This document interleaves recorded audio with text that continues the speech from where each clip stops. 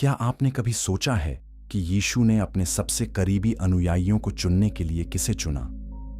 मत्ती 4:18 से 22 हमें बताता है कि यीशु ने मछुआरों, कर वसूलने वालों और यहां तक कि राजनीतिक क्रांतिकारियों को बुलाया। अधिकांश लोग मानते हैं कि यीशु ने धार्मिक विद्वानों या समाज के प्रतिष्ठित लोगों को चुना होगा, लेकिन सच्चाई बिल्कुल उलट है। इस कहानी में हम 3 चरणों में आगे बढ़ेंगे। पहले हम देखेंगे कि यीशु ने किन साधारण लोगों को चुना। फिर हम समझेंगे कि इन चुनावों ने दुनिया को कैसे बदल दिया। और अंत में हम जानेंगे कि यह हमारे अपने विश्वास के लिए क्या मायने रखता है। और जब हम इस पहली परत को समझ लेते हैं तो असली कहानी शुरू होती है। गलील की झील के किनारे एक सुबह कुछ साधारण मछुआरे अपने जाल की मरम्मत कर रहे थे। उनके हाथ मछली की गंध से भरे थे, उनके कपड़े पानी से भीगे हुए थे। वे रोजमर्रा की जिंदगी जी रहे थे, बिना किसी महान उद्देश्य के सपने देखे। लेकिन उस दिन एक अजनबी उनके पास आया। वह कोई साधारण अजनबी नहीं था। उसकी आवाज में अधिकार था, उसकी आंखों में एक गहराई थी जो आत्मा को छू लेती थी। यीशु ने उन्हें देखा और केवल 3 शब्द कहे, मेरे पीछे आओ। यह कोई निमंत्रण नहीं था, यह एक आदेश था, यह एक वादा था, यह एक चुनौती थी। और आश्चर्यजनक बात यह है कि उन्होंने तुरंत अपने जाल छोड़ दिए। उन्होंने अपनी नौकाएं छोड़ दीं। उन्होंने अपनी पुरानी जिंदगी को पीछे छोड़ दिया। क्यों? क्योंकि उस पुकार में कुछ ऐसा था जो उनके दिलों को छू गया।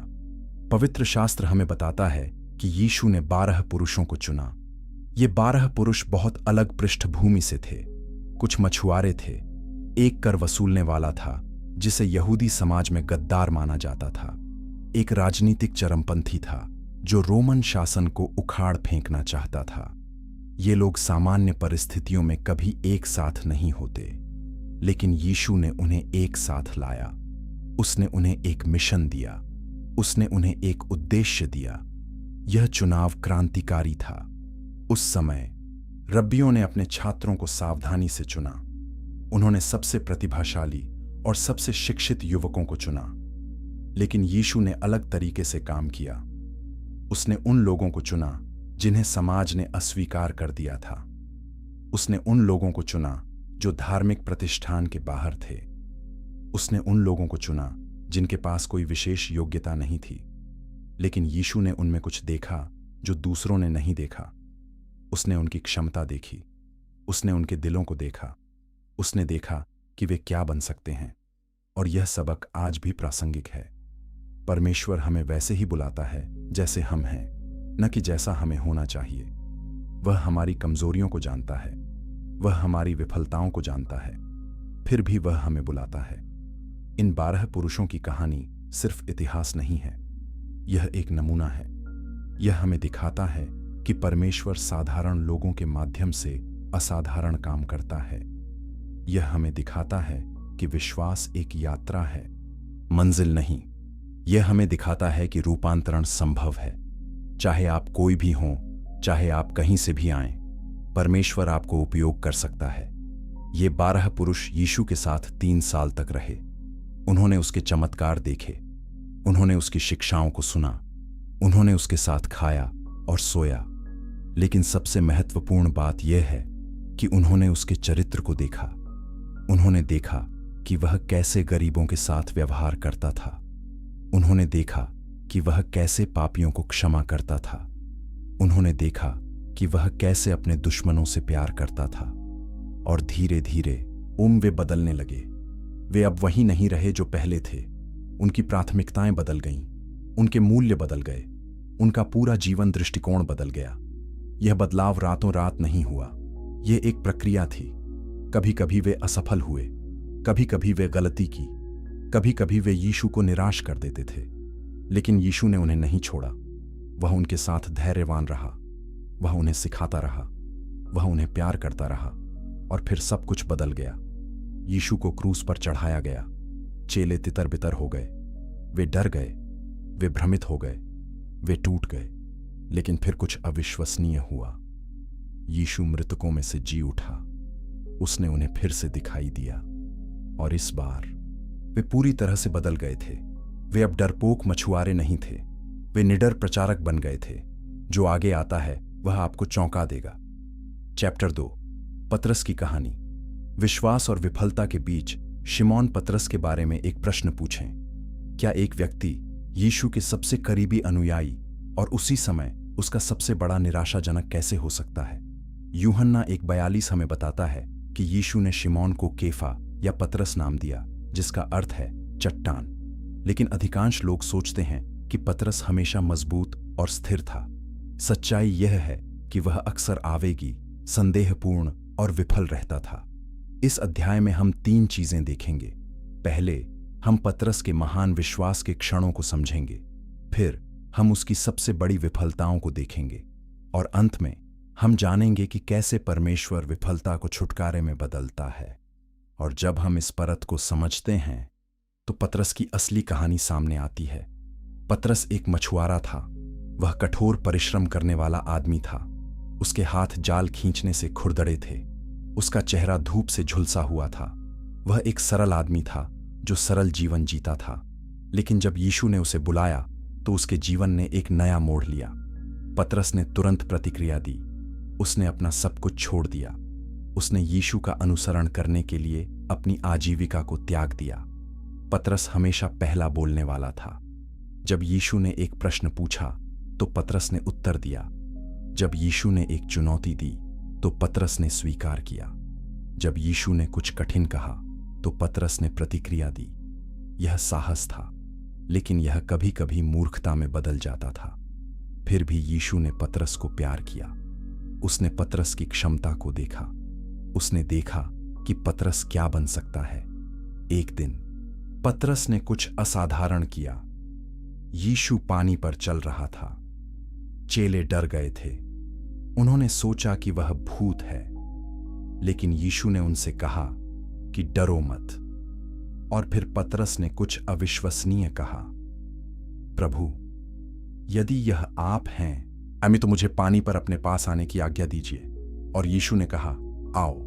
मत्ती 14:29 हमें बताता है कि पतरस नाव से बाहर निकला और पानी पर चलने लगा।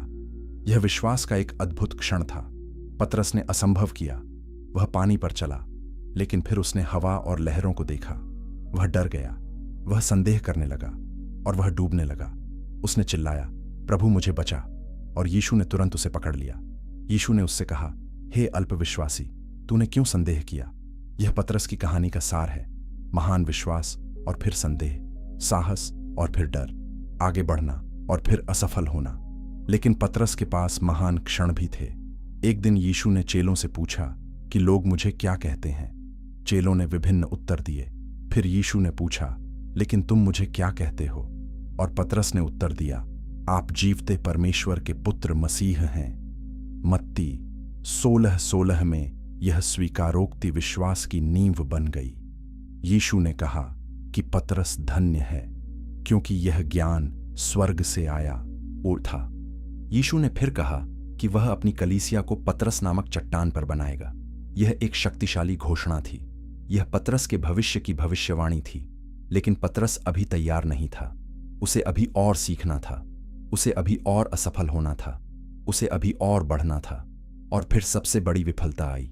अंतिम भोज में यीशु ने कहा कि एक चेला उसे धोखा देगा। पतरस ने दावा किया कि वह यीशु के लिए मरने को तैयार है। उसने कहा कि भले ही सब तुम्हें छोड़ दें, मैं कभी नहीं छोड़ूंगा। लेकिन यीशु जानता था बेहतर। उसने कहा, पतरस, मुर्गा बांग देने से पहले तू 3 बार मेरा इनकार करेगा। और वैसा ही हुआ। यीशु को गिरफ्तार किया गया। पतरस दूर से पीछा कर रहा था। वह आंगन में गया जहां यीशु पर मुकदमा चल रहा था। और वहां 3 लोगों ने उसे पहचाना। उन्होंने कहा कि तुम यीशु के साथ थे। और हर बार पतरस ने इनकार किया। उसने कसमें खाईं। उसने शाप दिए। उसने कहा कि मैं उस आदमी को नहीं जानता। और फिर मुर्गे ने बांग दी। लूका 22:61 हमें बताता है कि यीशु ने मुड़कर पतरस को देखा और पतरस को यीशु के शब्द याद आए। वह बाहर गया और फूट फूट कर रोया। यह पतरस का सबसे अंधेरा क्षण था। उसने अपने प्रभु को धोखा दिया था। उसने अपना वादा तोड़ दिया था। उसने अपने विश्वास को खो दिया था। लेकिन यह अंत नहीं था। यीशु मृतकों में से जी उठा और उसने पतरस को फिर से दिखाई दिया। यूहन्ना 21 हमें बताता है कि यीशु ने पतरस से 3 बार पूछा, क्या तू मुझसे प्रेम रखता है? हर बार पतरस ने हां कहा और हर बार यीशु ने उसे अपनी भेड़ों को चराने के लिए कहा। यह पुनर्स्थापना का क्षण था। यीशु ने पतरस को क्षमा कर दिया।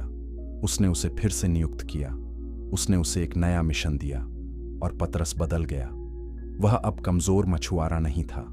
वह कलीसिया का एक नेता बन गया। वह एक निडर प्रचारक बन गया। वह वास्तव में एक चट्टान बन गया। लेकिन जो रहस्य आगे आता है वह और भी गहरा है। चैप्टर 3, अंद्रियास का मौन सेवकाई। क्या आपने कभी सोचा है कि इतिहास में सबसे प्रभावशाली लोग अक्सर वे होते हैं जिनके नाम हम नहीं जानते? यूहन्ना 1:40 से 42 हमें बताता है कि अंद्रियास ने अपने भाई शिमोन पतरस को यीशु के पास लाया। लेकिन अधिकांश लोग अंद्रियास को भूल जाते हैं और केवल पतरस को याद रखते हैं। सच्चाई यह है कि अंद्रियास की सेवकाई दूसरों को यीशु के पास लाने के बारे में थी। इस अध्याय में हम 3 बातें सीखेंगे।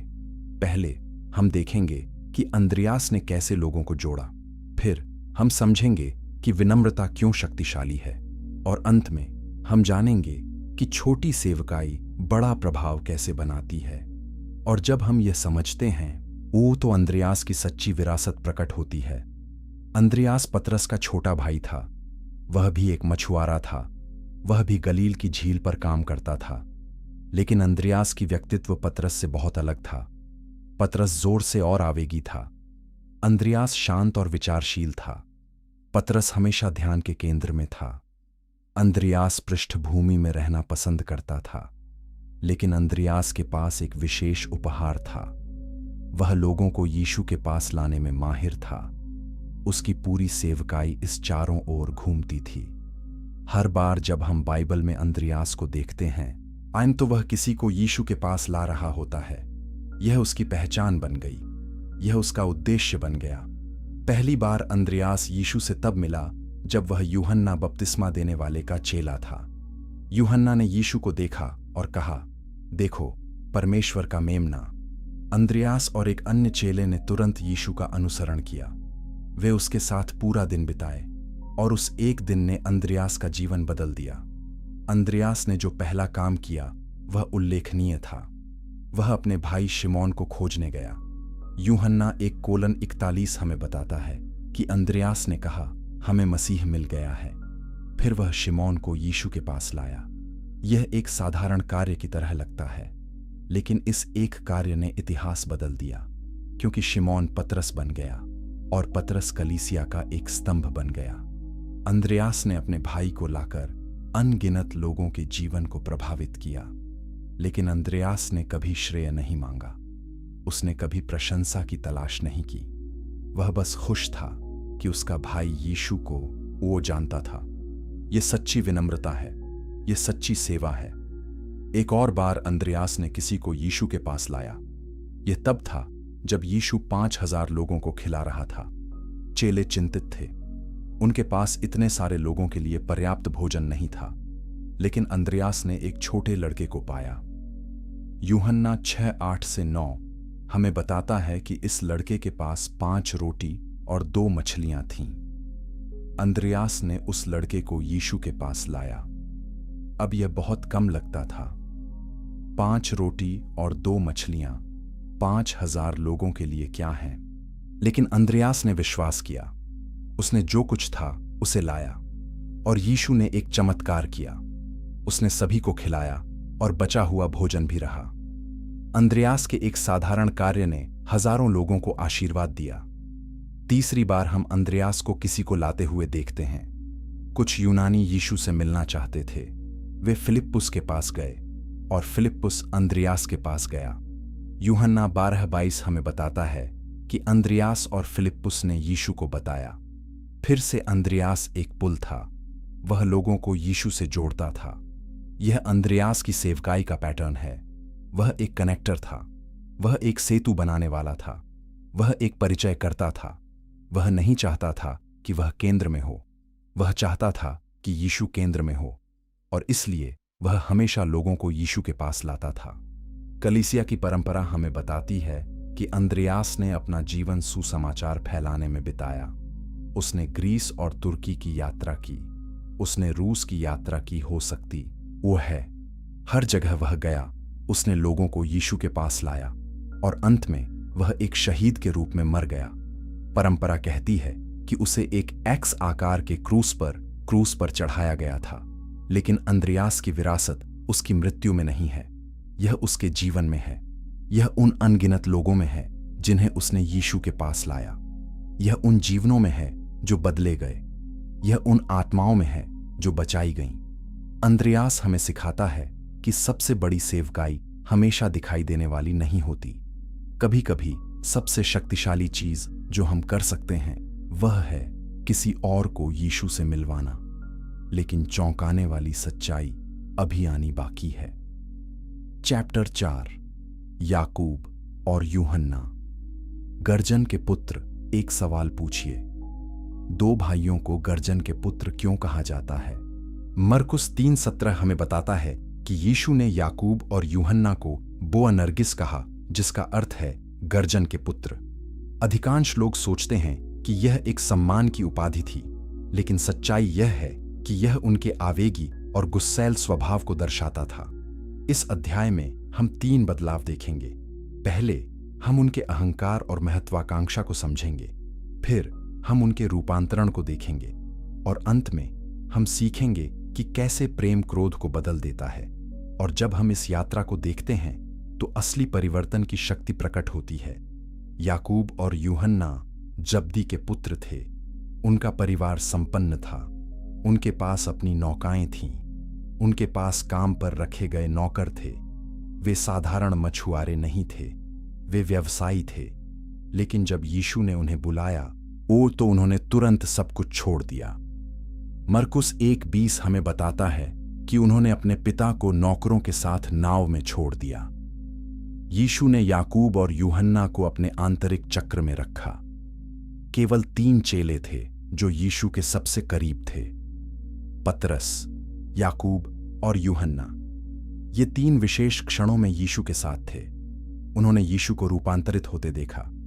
उन्होंने यीशु को प्रार्थना करते हुए गतसमनी में देखा। उन्होंने चमत्कार देखे जो दूसरों ने नहीं देखे, लेकिन इस करीबी ने घमंड पैदा किया। याकूब और यूहन्ना सोचते थे कि वे विशेष हैं। वे सोचते थे कि वे दूसरों से बेहतर हैं, और इसने समस्याएं पैदा कीं। एक दिन एक सामरी गांव ने यीशु को स्वीकार करने से इनकार कर दिया। याकूब और यूहन्ना क्रोधित हो गए। लूका 9:54 हमें बताता है कि उन्होंने कहा, प्रभु, क्या आप चाहते हैं कि हम आग को स्वर्ग से बुलाएं और उन्हें नष्ट कर दें? यह आश्चर्यजनक था। वे पूरे गांव को नष्ट करना चाहते थे। वे लोगों को मारना चाहते थे। वे सोचते थे कि वे परमेश्वर की सेवा कर रहे हैं। लेकिन यीशु ने उन्हें डांटा। उसने उन्हें समझाया कि यह परमेश्वर का तरीका नहीं है। परमेश्वर नष्ट करने के लिए नहीं, बल्कि बचाने के लिए आया है। एक और समय याकूब और यूहन्ना ने कुछ बहुत ही साहसी किया। उनकी मां उनके साथ यीशु के पास आई। मत्ती 20:20-21 हमें बताता है कि उसने यीशु से पूछा कि उसके 2 बेटे यीशु के राज्य में उसके दाएं और बाएं बैठ सकते हैं। वे सबसे बड़े स्थान चाहते थे। वे सत्ता चाहते थे। वे महिमा चाहते थे। अन्य चेले क्रोधित हो गए। वे भाइयों से नाराज थे। लेकिन यीशु ने इसे एक सिखाने योग्य क्षण बनाया। उसने समझाया कि उसके राज्य में महानता अलग है। महानता सेवा में है। महानता विनम्रता में है। महानता दूसरों के लिए अपने जीवन को देने में है। याकूब ने इस सबक को सीखा। वह पहला शहीद बन गया। प्रेरितों के काम 12:2 हमें बताता है कि हेरोदेस ने याकूब को तलवार से मार डाला। वह यीशु के लिए मरने वाला पहला प्रेरित था।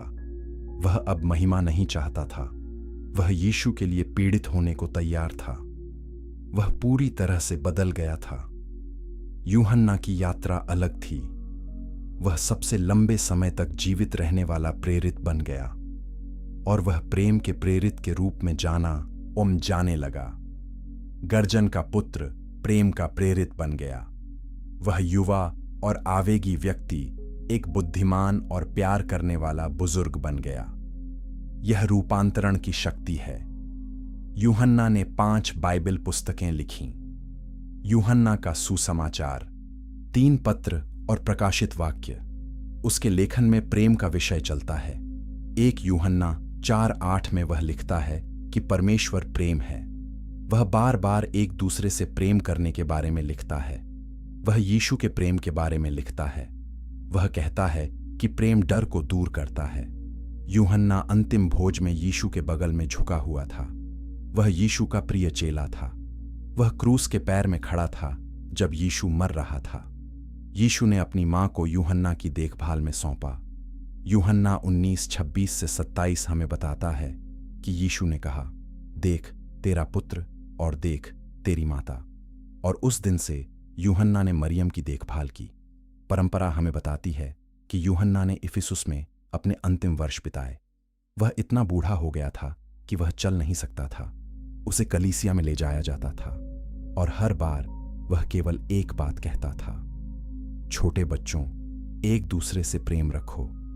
लोगों ने पूछा कि तुम हमेशा यही क्यों कहते हो?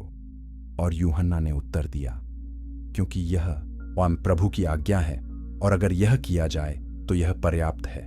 लेकिन इस कहानी में और भी रहस्य छुपे हैं। चैप्टर 5, फिलिप्पुस और नथनएल। संशय से विश्वास तक क्या संदेह हमेशा बुरा है?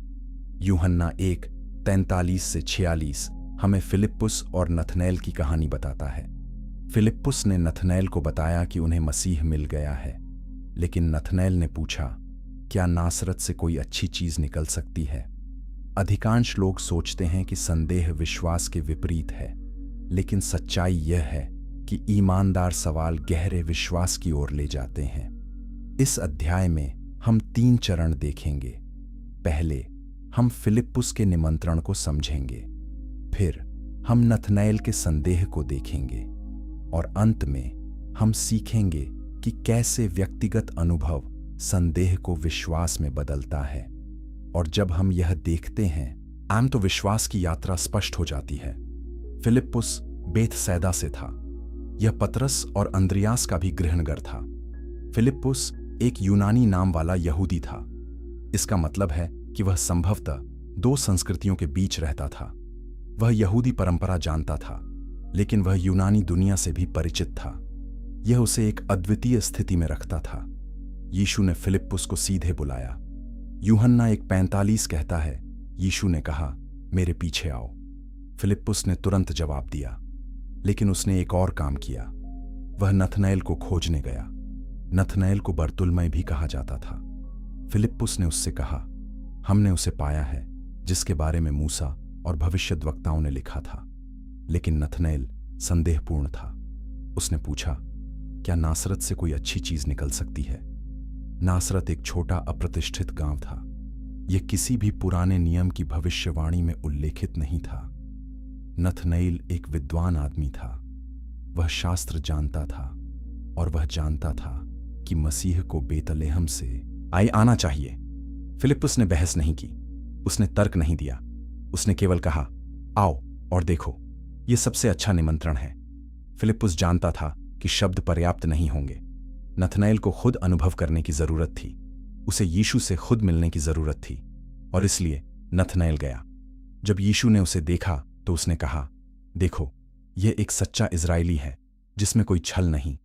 नथनएल आश्चर्यचकित हुआ। उसने पूछा, आप मुझे कैसे जानते हैं?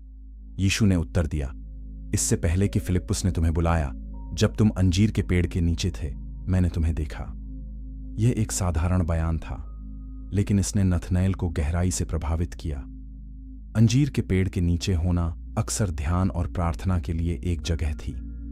शायद नथनएल प्रार्थना कर रहा था। शायद वह मसीह के लिए प्रार्थना कर रहा था और अब मसीह उसके सामने खड़ा था और उसके दिल को जानता था। नथनएल का जवाब तत्काल था। यूहन्ना 1:49 में उसने कहा, रब्बी, आप परमेश्वर के पुत्र हैं। आप इज़राइल के राजा हैं। यह विश्वास की एक शक्तिशाली स्वीकारोक्ति थी। नथनएल का संदेह निश्चितता में बदल गया था। उसका प्रश्न गहरे विश्वास में बदल गया था। यह व्यक्तिगत मुठभेड़ की शक्ति है। यीशु ने नथनएल से कहा, तुम इसलिए विश्वास करते हो क्योंकि मैंने कहा कि मैंने तुम्हें अंजीर के पेड़ के नीचे देखा। तुम इससे भी बड़ी चीजें देखोगे।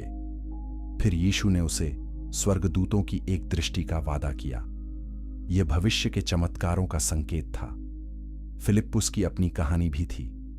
वह एक व्यावहारिक आदमी था। जब यीशु ने 5,000 लोगों को खिलाने से पहले उससे पूछा कि हम रोटी कहां से खरीदें, यूहन्ना 6:5-7 हमें बताता है कि फिलिप्पुस ने गणना की। उसने कहा कि 200 दीनार की रोटी भी पर्याप्त नहीं होगी। फिलिप्पुस ने व्यावहारिक रूप से सोचा, लेकिन यीशु उसे विश्वास से सोचना सिखा रहा था। एक और समय कुछ यूनानी यीशु से मिलना चाहते थे। यूहन्ना 12:20-22 हमें बताता है कि वे फिलिप्पुस के पास आए। शायद इसलिए कि उसका यूनानी नाम था, शायद इसलिए कि वह 2 संस्कृतियों को समझता था। फिलिप्पुस एक सेतु था। वह विभिन्न लोगों को एक साथ लाता था। कलीसिया की परंपरा कहती है कि फिलिप्पुस ने एशिया माइनर में सुसमाचार का प्रचार किया। उसने यूनानी भाषी क्षेत्रों में काम किया। उसने अपनी भाषा कौशल का उपयोग परमेश्वर के राज्य के लिए किया और अंत में वह एक शहीद के रूप में मर गया। नथनएल, जिसे बर्तुलमय भी कहा जाता है, ने भी दूर देशों में यात्रा की। परंपरा कहती है कि वह भारत और अर्मेनिया गया। उसने सुसमाचार फैलाया, उसने कलीसिया स्थापित की और अंत में उसे जीवित उधेड़ दिया गया और शहीद कर दिया गया। लेकिन इससे भी अधिक चौंकाने वाली कहानियां आने वाली हैं। चैप्टर 6, थोमा। संदेह से दृढ़ विश्वास की यात्रा एक प्रश्न है। क्या संदेह करना विश्वासघात है? यूहन्ना 20:24-25 हमें बताता है कि थोमा ने कहा, जब तक मैं उसके हाथों में कीलों के निशान न देखूं और कीलों के निशानों में अपनी उंगली न डालूं और उसके पंजर में अपना हाथ न डालूं, मैं विश्वास नहीं करूंगा। अधिकांश लोग थोमा को संदेह करने वाले के रूप में जानते हैं, लेकिन सच्चाई यह है कि उसका संदेह सबसे गहरे विश्वास में बदल गया। इस अध्याय में हम 3 सबक सीखेंगे। पहले, हम थोमा की साहसी भक्ति को देखेंगे। फिर हम उसके ईमानदार संदेह को समझेंगे और अंत में हम उसके शक्तिशाली विश्वास को देखेंगे। और जब हम इस यात्रा को पूरा करते हैं, न तो हम पाते हैं कि संदेह और विश्वास एक ही सिक्के के 2 पहलू हैं। थोमा को दीदुमुस भी कहा जाता था, जिसका अर्थ है जुड़वां। हम नहीं जानते कि उसका जुड़वां कौन था, लेकिन हम जानते हैं कि थोमा एक गहरा विचारक था। वह सवाल पूछता था, वह समझना चाहता था, वह अंधे विश्वास से संतुष्ट नहीं था। थोमा के बारे में पहली महत्वपूर्ण बात यूहन्ना 11 में होती है। यीशु के मित्र लाजर बीमार थे। लाजर यहूदिया में था और यहूदी नेता यीशु को मारना चाहते थे। चेले चिंतित थे। उन्होंने यीशु से कहा कि यहूदिया वापस मत जाओ, ये बहुत खतरनाक है। लेकिन यीशु ने कहा कि उसे जाना है। और फिर थोमा ने कुछ उल्लेखनीय कहा। यूहन्ना 11:16 में उसने कहा, आओ हम भी उसके साथ मरने के लिए चलें। यह अविश्वसनीय साहस था। थोमा यीशु के साथ मरने को तैयार था। वह अपना जीवन देने को तैयार था। यह संदेह करने वाले का काम नहीं है, यह एक समर्पित अनुयायी का काम है। बाद में अंतिम भोज में यीशु ने कहा कि वह जा रहा है। उसने कहा कि चेले रास्ता जानते हैं, लेकिन थोमा भ्रमित था। यूहन्ना 14:5 में उसने कहा, प्रभु, हम नहीं जानते कि आप कहां जा रहे हैं, तो हम रास्ता कैसे जान सकते हैं? यह एक ईमानदार सवाल था। थोमा दिखावा नहीं कर रहा था, वह समझना चाहता था और यीशु ने उसे एक गहरा उत्तर दिया। यीशु ने कहा, मैं मार्ग और सत्य और जीवन हूं। कोई मेरे द्वारा बिना पिता के पास नहीं पहुंचता। यह ईसाई धर्म के सबसे महत्वपूर्ण कथनों में से एक है और यह थोमा के प्रश्न के कारण आया। थोमा के संदेह ने गहरी सच्चाई की ओर अग्रसर किया। फिर यीशु को क्रूस पर चढ़ाया गया। वह मर गया, वह दफनाया गया। चेले छिप गए, वे डरे हुए थे, वे टूट गए थे। और फिर यीशु मृतकों में से जी उठा। वह चेलों को दिखाई दिया, लेकिन थोमा वहां नहीं था।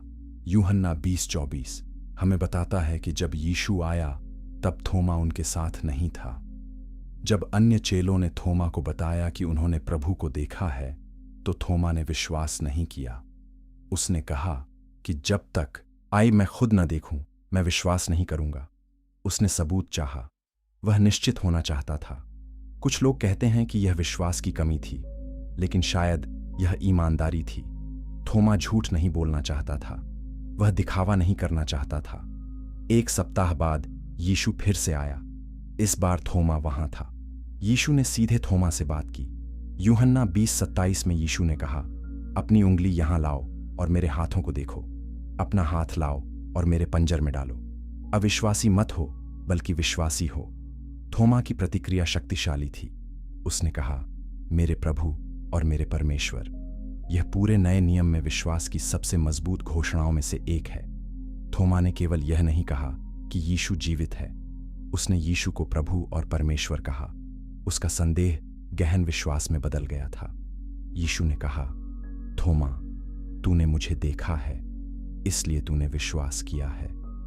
धन्य हैं वे जो बिना देखे विश्वास करते हैं। यह हमारे लिए एक संदेश है। हम यीशु को नहीं देख आई सकते, लेकिन हम अभी भी विश्वास कर सकते हैं। कलीसिया की परंपरा कहती है कि थोमा भारत गया। उसने केरल के तट पर सुसमाचार फैलाया। आज भी भारत में ईसाई हैं जो खुद को सेंट थॉमस ईसाई कहते हैं। वे कहते हैं कि उनकी कलीसिया थोमा द्वारा स्थापित की गई थी। परंपरा यह भी कहती है कि थोमा को भाले से मार दिया गया और शहीद कर दिया गया। लेकिन अगली कहानी और भी आश्चर्यजनक है। चैप्टर 7, मत्ती का रूपांतरण। कर वसूलने वाले से सुसमाचार। लेखक तक क्या एक गद्दार यीशु का अनुयायी बन सकता है? मत्ती 9:9 हमें बताता है कि यीशु ने एक कर वसूलने वाले मत्ती को देखा और कहा, मेरे पीछे आओ। अधिकांश यहूदी कर वसूलने वालों से नफरत करते थे क्योंकि वे रोमन कब्जेदारों के लिए काम करते थे। लेकिन यीशु ने मत्ती को चुना। इस अध्याय में हम 3 परिवर्तन देखेंगे। पहले, हम मत्ती के पुराने जीवन को समझेंगे। फिर हम उसकी तात्कालिक आज्ञाकारिता को देखेंगे और अंत में हम उसकी नई सेवकाई को खोजेंगे। और जब हम यह देखते हैं, आज तो हम सीखते हैं कि कोई भी व्यक्ति परमेश्वर की कृपा से परे नहीं है। मत्ती को लेवी भी कहा जाता था। वह चुंगी लेने वाला था। यह एक तिरस्कृत पेशा था। कर वसूलने वाले रोमन सरकार के लिए कर एकत्र करते थे। वे अक्सर लोगों से अधिक पैसे लेते थे और अंतर को रखते थे। वे भ्रष्ट थे। वे अपने लोगों के गद्दार माने जाते थे। यहूदी समाज में कर वसूलने वालों को पापियों के साथ वर्गीकृत किया गया था। उन्हें आराधनालय से बाहर रखा गया था। उन्हें सामाजिक कार्यक्रमों से बाहर रखा गया था। उन्हें परिवारों द्वारा अस्वीकार कर दिया गया था। मत्ती यह सब जानता था, फिर भी उसने यह काम चुना। शायद पैसे के लिए, शायद सुरक्षा के लिए, लेकिन यह एक अकेला जीवन था। एक दिन यीशु उसकी चुंगी की चौकी से गुजरा। मत्ती 9:9 हमें बताता है कि यीशु ने उसे देखा और कहा, मेरे पीछे आओ। यह सब था। कोई लंबा समझाने वाला नहीं, कोई उपदेश नहीं, बस एक सरल निमंत्रण। और मत्ती ने तुरंत प्रतिक्रिया दी। उसने उठकर यीशु ओ का अनुसरण किया। यह आश्चर्यजनक है। मत्ती ने अपना धन पीछे छोड़ दिया। उसने अपनी नौकरी छोड़ दी। उसने अपनी सुरक्षा छोड़ दी। क्यों? क्योंकि यीशु के निमंत्रण में कुछ था। यीशु ने मत्ती को वैसे ही स्वीकार किया जैसे वह था। यीशु ने उसे पापी नहीं कहा। यीशु ने उसे गद्दार नहीं कहा। यीशु ने उसे बुलाया और यह सब अंतर बना दिया। फिर मत्ती ने कुछ उल्लेखनीय किया। उसने अपने घर में एक बड़ी दावत दी। लूका 5:28 हमें बताता है कि वहां कर वसूलने वालों और अन्य लोगों की एक बड़ी भीड़ थी। मत्ती चाहता था कि उसके पुराने दोस्त यीशु से मिलें। वह चाहता था कि वे उसी कृपा का अनुभव करें जो उसने की थी। फरीसियों ने शिकायत की। उन्होंने पूछा कि यीशु कर वसूलने वालों और पापियों के साथ क्यों खाता है? यीशु ने उत्तर दिया, स्वस्थ लोगों को डॉक्टर की जरूरत नहीं होती, बल्कि बीमार लोगों को होती है। मैं धर्मियों को नहीं, बल्कि पापियों को पश्चाताप के लिए बुलाने आया हूं। मत्ती ने सीखा कि यीशु का मिशन बाहर के लोगों के लिए था। मत्ती के पास एक अद्वितीय कौशल था। वह लिख सकता था। कर वसूलने वाले के रूप में उसे रिकॉर्ड रखने और थे। उसे विस्तृत नोट्स लेने थे और परमेश्वर ने इस कौशल का उपयोग किया। मत्ती ने मत्ती का सुसमाचार लिखा। यह नए नियम की पहली पुस्तक है। मत्ती का सुसमाचार यहूदी दर्शकों के लिए लिखा गया था। यह दिखाता है कि यीशु कैसे पुराने नियम की भविष्यवाणियों को पूरा करता है। यह यीशु को मसीह के रूप में प्रस्तुत करता है। मत्ती अपनी पुरानी जिंदगी से परमेश्वर के वचन के लेखक बन गया। यह पूर्ण रूपांतरण है। परंपरा कहती है कि मत्ती ने कई वर्षों तक यरूशलेम में प्रचार किया। फिर वह इथियोपिया और फारस गया। उसने सुसमाचार फैलाया। उसने कलीसिया स्थापित की। कुछ परंपराएं कहती हैं कि वह शहीद हो गया। अन्य कहते हैं कि वह स्वाभाविक रूप से मर गया। लेकिन सबसे महत्वपूर्ण बात यह है कि उसका जीवन पूरी तरह से बदल गया था। गद्दार एक प्रेरित बन गया। कर वसूलने वाला एक सुसमाचार लेखक बन गया। यह यीशु की परिवर्तनकारी शक्ति है। लेकिन अब हम उन चेलों की ओर मुड़ते हैं जिनके बारे में हम बहुत कम आज जानते हैं। चैप्टर 8, छाया में रहने वाले शिष्य क्या प्रसिद्ध सेवा के लिए आवश्यक है। बाइबल हमें 3 चेलों के बारे में बहुत कम बताती है। याकूब अल्फियुस का पुत्र, यहूदा थद्दियुस और शमौन जेलोतेस। अधिकांश लोग उनके नाम भी नहीं जानते, लेकिन सच्चाई यह है कि वे भी यीशु के 12 में थे। इस अध्याय में हम 3 सिद्धांत सीखेंगे। पहले, हम समझेंगे कि छिपी सेवा मूल्यवान है। फिर हम देखेंगे कि हर चेले का योगदान महत्वपूर्ण है। और अंत में हम जानेंगे कि परमेश्वर विविधता का उपयोग करता है। और जब हम इसे समझते हैं, तो हम अपनी भूमिका को महत्व देना सीखते हैं। याकूब अल्फियुस का पुत्र याकूब छोटा कहलाता था। यह संभवतः उसे याकूब जब्दी के पुत्र से अलग करने के लिए था। हम उसके बारे में बहुत कम जानते हैं। वह चेलों की सूची में दिखाई देता है। वह यीशु के पुनरुत्थान के बाद वहां था। वह पेंतेकुस्त में वहां था। लेकिन बाइबल हमें उसके शब्दों या कार्यों के बारे में नहीं बताती। कुछ विद्वान सोचते हैं कि याकूब छोटा लेवी मत्ती का भाई हो सकता है। दोनों अल्फियुस के पुत्र कहलाते हैं, लेकिन हम निश्चित नहीं हैं। जो हम जानते हैं वह यह है कि याकूब 12 में से एक था। वह यीशु के साथ था। उसने चमत्कार देखे। उसने शिक्षाओं को सुना। उसने सेवा की। परंपरा कहती है कि याकूब छोटा ने मिस्र और सीरिया में सुसमाचार फैलाया। कुछ कहते हैं कि उसे फारस में शहीद किया गया। अन्य कहते हैं कि उसे सूली पर चढ़ाया गया। हम विवरण नहीं जानते, लेकिन हम जानते हैं कि उसने विश्वास योग्यता से सेवा की। यहूदा उन थद्दियुस को लिब्बियुस या यहूदा याकूब का पुत्र भी कहा जाता था। यह भ्रमित करने वाला हो सकता है क्योंकि एक और यहूदा था, यहूदा इस्करियोती, जिसने यीशु को धोखा दिया। लेकिन यह यहूदा अलग था। वह वफादार था। हमारे पास यहूदा थद्दियुस के केवल एक प्रश्न का रिकॉर्ड है। अंतिम भोज में यीशु ने कहा कि वह खुद को अपने अनुयायियों पर प्रकट करेगा। यूहन्ना 14:22 में यहूदा ने पूछा, प्रभु, ऐसा क्यों है कि आप हम पर प्रकट होंगे और दुनिया पर नहीं? यह एक अच्छा सवाल था। यहूदा समझना चाहता था। यीशु ने उत्तर दिया कि जो मुझसे प्रेम रखता है वह मेरे वचन को मानेगा, और मेरा पिता उससे प्रेम करेगा और हम उसके पास आएंगे। यह एक गहरा सच था। परमेश्वर उन लोगों में रहता है जो उससे प्यार करते हैं। यहूदा का सवाल ने इस शिक्षा को जन्म दिया। परंपरा कहती है कि यहूदा थद्दियुस ने मेसोपोटामिया और फारस में प्रचार किया। कुछ कहते हैं कि उसने अर्मेनिया में सेवा की। उसे अक्सर निराश मामलों के संत के अनुरूप में जाना जाता है। यह इसलिए है क्योंकि उसका नाम यहूदा इस्करियोती के समान है। लोग उसे भूल गए, लेकिन परमेश्वर उसे नहीं भूला। शमौन जेलोतेस का एक दिलचस्प पृष्ठभूमि था। जेलोतेस यहूदी राजनीतिक कट्टरपंथी थे। वे रोमन कब्जे से नफरत करते थे। वे विद्रोह और क्रांति में विश्वास करते थे। वे हिंसा का उपयोग करने को तैयार थे। शमौन संभवतः इस समूह का हिस्सा था। अब सोचिए, यह कितना अजीब था। मत्ती एक कर वसूलने वाला था जो रोम के लिए काम करता था।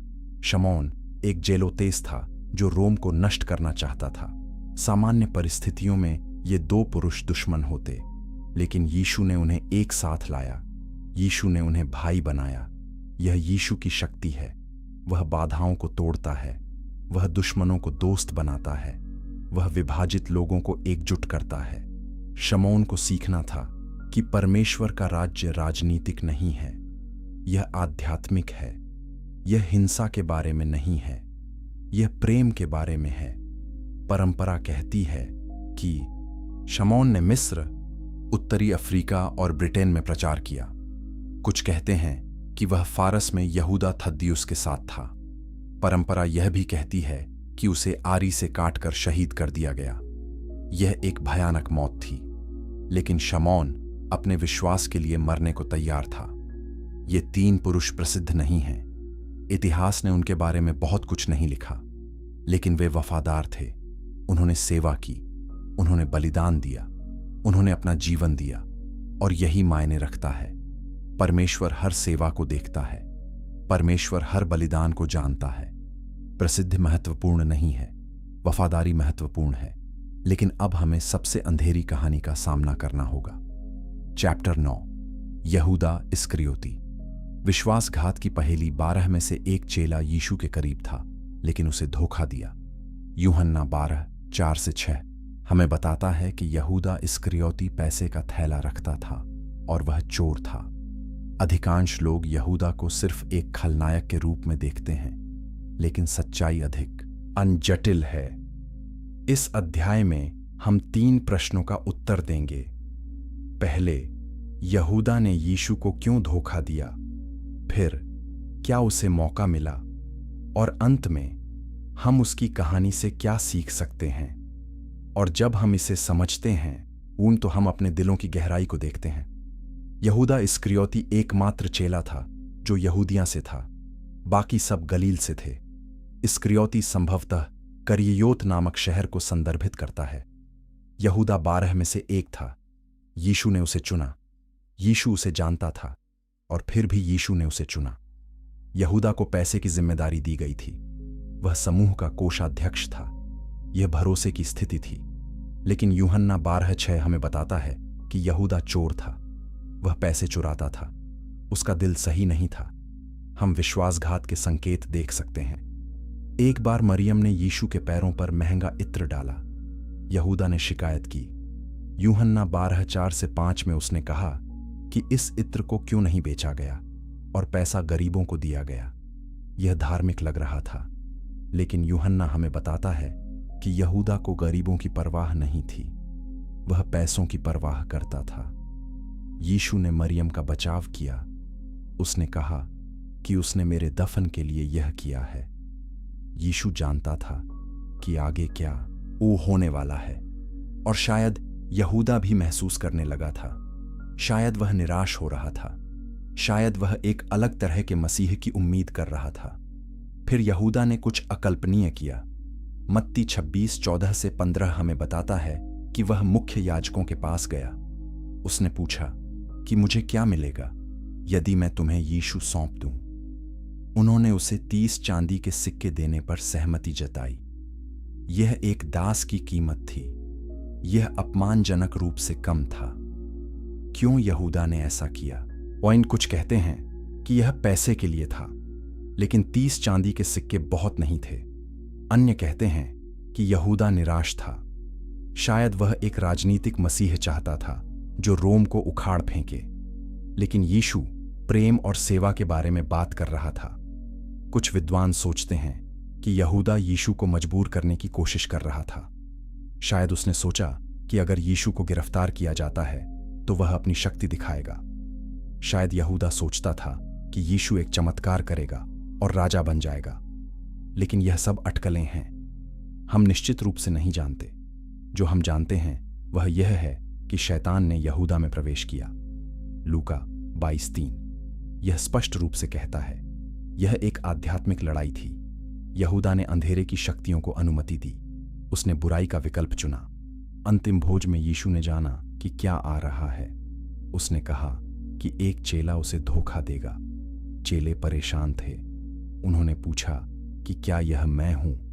यीशु ने कहा कि यह वह है जो मेरे साथ रोटी और डुबोता है। यूहन्ना 13:26-27 हमें बताता है कि यीशु ने यहूदा को रोटी दी और फिर शैतान ने उसमें प्रवेश किया।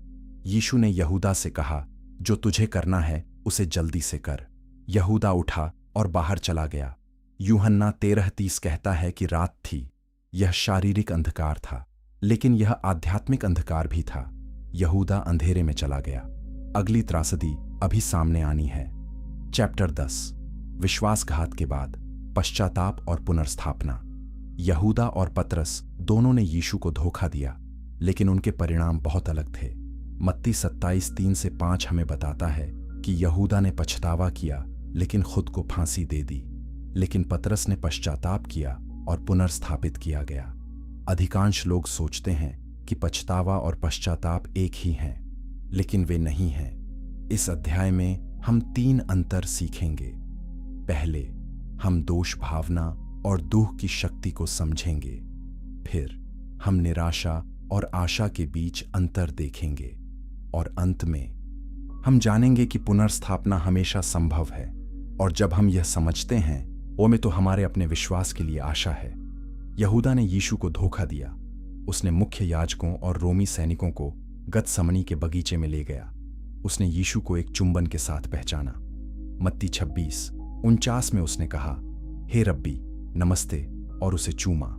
यह अंतिम विश्वासघात था। प्रेम का संकेत विश्वासघात का संकेत बन गया। यीशु ने कहा, मित्र, जो तू करने आया है वह कर। यीशु ने अभी भी यहूदा को मित्र कहा। यह आश्चर्यजनक है। यहां तक कि विश्वासघात में भी यीशु ने प्रेम दिखाया, लेकिन यहूदा दूर हो गया। उसने यीशु को गिरफ्तार होते देखा। उसने देखा कि यीशु को मुकदमे के लिए ले जाया जा रहा है, और फिर यहूदा को एहसास हुआ कि उसने क्या किया है। मत्ती 27:3 कहता है कि जब यहूदा ने देखा कि यीशु को मौत की सजा दी गई है, तो वह पछताया। उसने अपना पाप देखा। उसे दोष महसूस हुआ। वह 30 चांदी के सिक्के मुख्य याजकों के पास वापस ले गया। यहूदा ने कहा, मैंने पाप किया है, क्योंकि मैंने निर्दोष खून को धोखा दिया है। यह एक स्वीकारोक्ति थी। यहूदा ने अपनी गलती को स्वीकार किया, लेकिन मुख्य याजकों ने परवाह नहीं की। उन्होंने कहा, हमें इससे क्या लेना देना, यह तुम्हारी समस्या है। उन्होंने यहूदा को अस्वीकार कर दिया। यहूदा ने चांदी के सिक्के मंदिर में फेंक दिए। फिर वह बाहर गया और खुद को फांसी दे दी। मत्ती 27:5 यह स्पष्ट रूप से कहता है। प्रेरितों के काम 1:18 हमें और विवरण देता है। यह एक भयानक अंत था। यहूदा निराशा में मर गया, लेकिन पतरस की कहानी अलग थी। पतरस ने भी यीशु को धोखा दिया।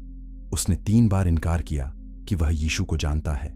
लूका 22:61-62 हमें बताता है कि जब मुर्गे ने बांग दी, तब यीशु ने मुड़कर पतरस को देखा, और पतरस बाहर गया और फूट फूट कर रोया। पतरस की रोना पश्चाताप था। वह टूट गया था। वह शर्मिंदा था, लेकिन वह निराश नहीं था। पतरस जानता था कि यीशु दयालु था। पतरस जानता था कि क्षमा संभव थी। इसलिए पतरस अन्य चेलों के पास वापस चला गया। वह छिपा रहा, लेकिन उसने हार नहीं मानी। और फिर यीशु मृतकों में से जी उठा। स्वर्गदूतों ने स्त्रियों से कहा, जाओ और चेलों और पतरस को बताओ। मरकुस 16:7 विशेष रूप से पतरस का उल्लेख करता है। यीशु सुनिश्चित करना चाहता था कि पतरस जानता था कि वह माफ कर दिया गया था। यीशु पतरस को बाहर नहीं छोड़ना चाहता था। फिर यीशु ने पतरस को निजी तौर पर देखा। लूका 24:34 इसका उल्लेख करता है। हम नहीं जानते कि उन्होंने क्या कहा, लेकिन हम जानते हैं कि यीशु ने पतरस को बहाल किया। यूहन्ना 21 हमें पूरी कहानी बताता है। यीशु ने 3 बार पतरस से पूछा, क्या तू मुझसे प्रेम रखता है? हर बार पतरस ने हां कहा, और हर बार यीशु ने उसे मेरी भेड़ों को चराने के लिए कहा। यह पुनर्स्थापना थी। यीशु ने पतरस को एक नया मिशन दिया। उसने पतरस को एक नया उद्देश्य दिया। पतरस की विफलता अंत नहीं थी, यह एक नई शुरुआत थी। यह पश्चाताप और पछतावे के बीच का अंतर है। पछतावा कहता है, मैंने गलत किया और मैं दोषी महसूस करता हूं। पश्चाताप कहता, है मैंने गलत किया और मैं बदलना चाहता हूं। यहूदा ने पछताया, लेकिन उसे आशा नहीं थी। वह परमेश्वर की ओर नहीं मुड़ा, वह खुद में मुड़ गया।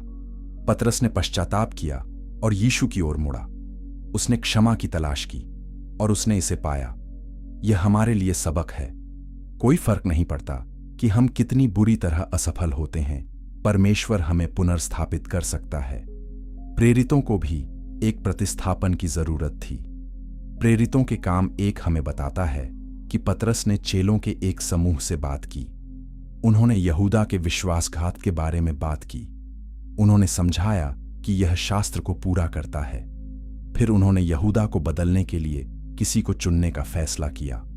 उन्होंने 2 पुरुषों को नामित किया, यूसुफ जिसे बरसब्बा कहा जाता था और मत्तियाह। फिर उन्होंने प्रार्थना की। प्रेरितों के काम 1:24 से 25 में उन्होंने कहा, हे प्रभु, जो सबके मन जानता है, यह प्रकट कर कि तूने इन दोनों में से किसे चुना है। फिर उन्होंने चिट्ठियां डालीं और चिट्ठी मत्तियाह के नाम पर निकली। मत्तियाह 12वां प्रेरित बन गया। हम उसके बारे में बहुत कुछ नहीं जानते, लेकिन वह वहां था। उसने यीशु को पूरे समय देखा था। उसने उसके चमत्कार देखे थे। उसने उसकी शिक्षाओं को सुना था और अब वह 12 का हिस्सा था। लेकिन अंतिम और सबसे आश्चर्यजनक मोड़ अभी आना बाकी है। चैप्टर 11, चेलापन की विरासत। साधारण से असाधारण तक अंतिम सवाल यह है, साधारण लोग कैसे दुनिया बदल सकते हैं? प्रेरितों के काम 4:13 हमें बताता है कि यहूदी नेता आश्चर्यचकित हुए जब उन्होंने पतरस और यूहन्ना का साहस देखा, क्योंकि वे अनपढ़ साधारण लोग थे। लेकिन वे यह भी पहचानते थे कि ये पुरुष यीशु के साथ रहे थे। अधिकांश लोग सोचते हैं कि बदलाव के लिए शक्ति और प्रभाव की जरूरत होती है, लेकिन सच्चाई यह है कि परमेश्वर साधारण लोगों के माध्यम से असाधारण काम करता है। इस अंतिम अध्याय में हम 3 विरासत देखेंगे। पहले, चेलों का रूपांतरण, फिर उनका मिशन और प्रभाव, और अंत में हमारे लिए उनका संदेश। और जब हम इसे समझते हैं तो हम अपनी बुलाहट को पहचानते हैं। पेंतेकुस्त का दिन सब कुछ बदल गया। प्रेरितों के काम 2 हमें बताता है कि चेले एक साथ इकट्ठे थे। अचानक स्वर्ग से एक तेज हवा जैसी आवाज आई। आग की जीभें दिखाई दीं और प्रत्येक पर ठहर गईं। वे सब पवित्र आत्मा से भर गए और वे विभिन्न भाषाओं में बोलने लगे। यह एक शक्तिशाली क्षण था। चेले बदल गए। वे अब डरे हुए पुरुष नहीं थे जो छुप रहे थे। वे निडर प्रचारक बन गए। पतरस, जो यीशु से इनकार करता था, अब हजारों लोगों के सामने खड़ा था।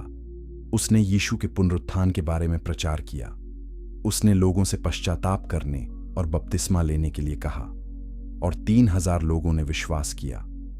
प्रेरितों के काम 2:41 हमें बताता है कि उस दिन 3000 लोग जोड़े गए।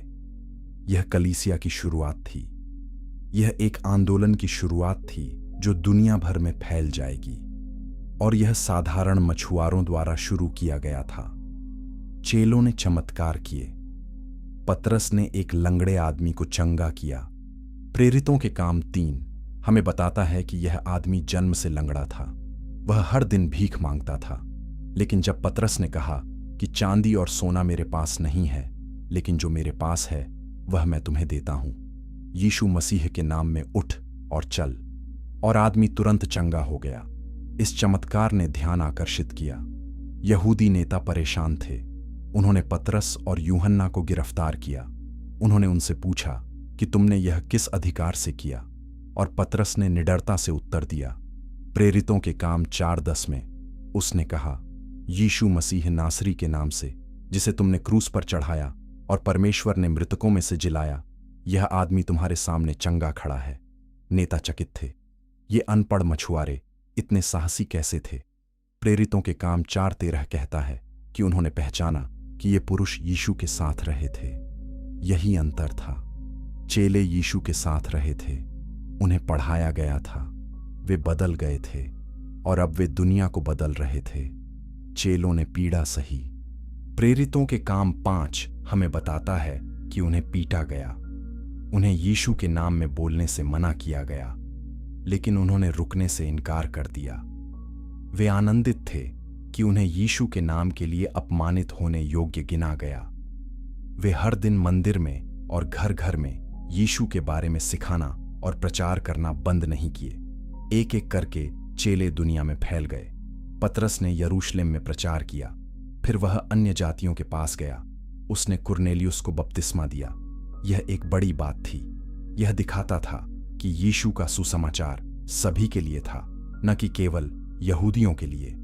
परंपरा कहती है कि पतरस ने रोम में प्रचार किया और उसे उल्टा क्रूस पर चढ़ाया गया। यूहन्ना ने इफिसुस में सेवा की। उसे पतमोस द्वीप में निर्वासित किया गया। वहां उसे प्रकाशित वाक्य का दर्शन मिला। वह एकमात्र प्रेरित था जो शहीद नहीं हुआ। वह बुढ़ापे में स्वाभाविक रूप से मर गया, लेकिन उसने अपना पूरा जीवन यीशु की सेवा में दिया। थोमा भारत गया। परंपरा कहती है कि उसने वहां कलीसिया स्थापित की। मत्ती ने इथियोपिया में प्रचार किया। फिलिप्पुस ने एशिया माइनर में सेवा की। बर्तुल्मै ने अर्मेनिया की यात्रा की। प्रत्येक चेले ने सुसमाचार फैलाया। प्रत्येक ने बलिदान दिया। अधिकांश शहीद हो गए। क्यों वे ऐसा करेंगे? क्यों वे अपनी जान देंगे? क्योंकि उन्होंने यीशु को देखा था। उन्होंने उसके पुनरुत्थान को देखा था। वे जानते थे कि यह सच था। वे इसे नकार नहीं सकते थे और इसलिए वे दुनिया के अंत तक गए। वे मृत्यु का सामना किया। उन्होंने यीशु के लिए सब कुछ दिया। उनकी विरासत आज भी जीवित है। दुनिया भर में करोड़ों ईसाई हैं। सभी उन 12 पुरुषों से जुड़े हुए हैं। वे साधारण मछुआरे, कर वसूलने वाले और राजनीतिक कट्टरपंथी थे, लेकिन यीशु ने उन्हें बदल दिया। उसने उन्हें प्रेरित बनाया। उसने उन्हें दुनिया बदलने वाले बनाया। यह हमारे लिए संदेश है। हम साधारण हो सकते हैं, हम कमजोर हो सकते हैं, हम विफल हो सकते हैं, लेकिन परमेश्वर हमें उपयोग कर सकता है। परमेश्वर हमें बदल सकता है। परमेश्वर हमारे माध्यम से असाधारण काम कर सकता है। चेले हमें दिखाते हैं कि विश्वास क्या संभव बनाता है। वे हमें दिखाते हैं कि आज्ञाकारिता कहाँ ले जाती है। वे हमें दिखाते हैं कि प्रेम क्या करता है। तो यीशु की पुकार आज भी गूंजती है, मेरे पीछे आओ। ये हमें बुलाती है, ये हमें चुनौती देती है, ये हमें बदलती है। और जब हम जवाब देते हैं तो हम भी चेले बन जाते हैं। हम भी यीशु के राज्य का हिस्सा बन जाते हैं। हम भी एक विरासत छोड़ते हैं जो पीढ़ियों तक चलेगी। यही चेलापन की शक्ति है। यही यीशु के अनुयायी होने का अर्थ है।